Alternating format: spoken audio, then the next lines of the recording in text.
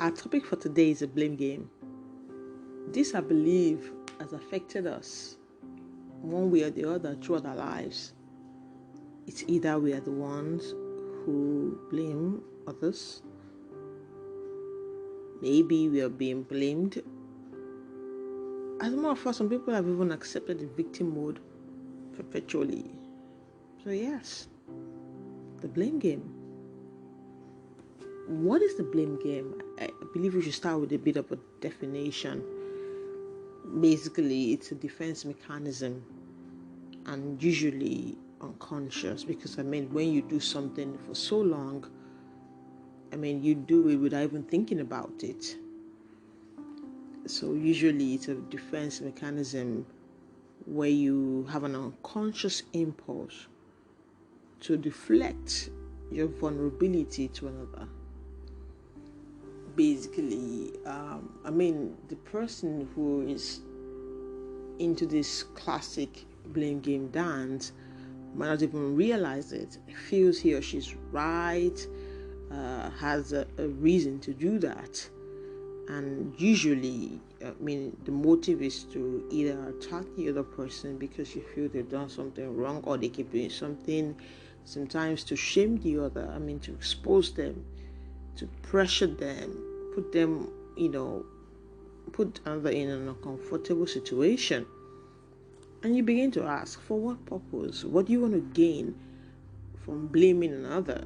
And sometimes it's just to gain sympathy. Sometimes you want to maintain privileges, all in an effort not to take responsibility or accept consequences for our actions, for your actions. And we have to understand that sometimes accepting responsibility for someone who is involved in blaming others just cannot be tolerated or entertained. Because this person feels, everybody else is responsible for my failure. Everybody else is responsible because the reason I am in this situation is because of you. Basically, this person or this set of individuals cannot accept that they are the cause of a situation, that they brought a situation on top of themselves. They just cannot accept the consequences. Now, we have to understand that behind every situation or every action, there's a story. So, one person just didn't start, blaming others from the blues. There's a story behind it. What are these stories? I'm talking about insecurities, not wanting to be vulnerable. Sometimes it's the fear of loss, either of losing oneself or another, loneliness, fear of abandonment, self-deception, and of course the classic one, a fragile ego. So, when these stories happen, there's sometimes that people are even unconsciously pinning what they need to take responsibility on another. Let's talk about rather not what you're doing to others, especially when you want to change the story. Why not talk about how a situation makes you feel rather than blaming the other? For example, you make me do this is a classic blame shifting situation. Sometimes we pin our anger outburst on another, saying you made me get angry because you did this. In that situation, you are not able to accept that it's your fault, that you could not control your anger, you could not control your temper. Or, for example, blaming another for being obese. Oh, you know what? It's your fault I'm obese because you put all this unhealthy food in my sight, or you load the refrigerator with unhealthy food, or you cook unhealthy meals.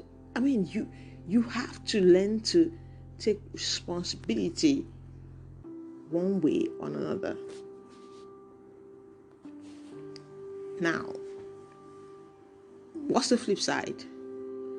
If your partner, for example, says, this food is salty, you don't need to be defensive and say, but I didn't put a lot of salt. If it's salty to your partner, it is salty. I mean, this is like, it is salty. Now, let's look at a better way of addressing situation. Consider the XYZ model. When you do X in a situation, Y, I feel Z. When you do this in a particular situation, it makes me feel that. This way, you're not pinning what you did on somebody else. You own your struggles. You own your insecurities. You own the challenges, and you take responsibility for them. Another way is owning and being able to express what you feel or want. Usually behind every criticism or blame, there is a wish, there is a question, there is a request. So you, for example, you say, I am hungry, rather than you did not cook for me. Or I'm hungry, rather than saying, why does it take you so long to bring the food?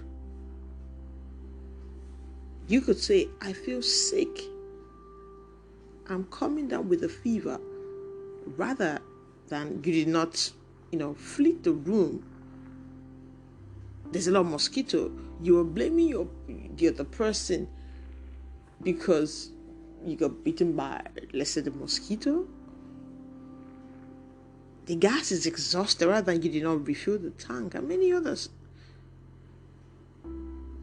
I am cold, rather than you didn't cover me up. You don't need to pin or put the responsibility of what you feel on another. If, for example, you are going to miss someone or your partner, then you tell them, I feel bad when you leave for work without saying goodbye, rather than saying you never say goodbye, or rather than saying you don't care about me. What you want is for this person to say goodbye when the person leaves for work. Another one, when it comes to technology, is you're on the phone all the time. You don't give me attention. Why not tell the person, I need you to listen to me without being on your phone? That is a better way, isn't it? We need to learn to communicate what we want rather than criticizing the other person, deflecting our vulnerability on another. So technically, turn your complaints into a request.